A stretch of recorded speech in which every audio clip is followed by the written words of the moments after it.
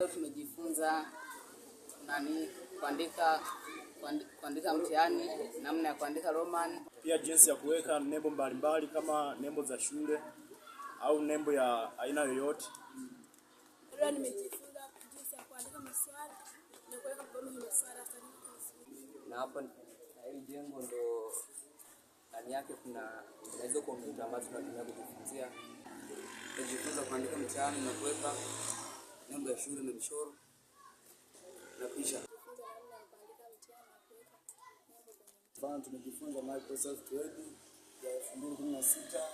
Tumejifunza namna ya kuandika mtihani. Katika Microsoft Word tumejifunza mambo mengi, mfano mambo ya leo.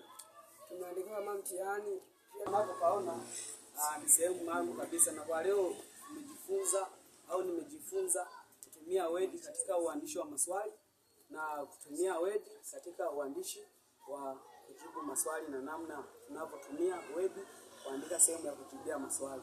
Weka ubora kwenye maswali ambayo tumeandika kama vile tunaandika maswali ya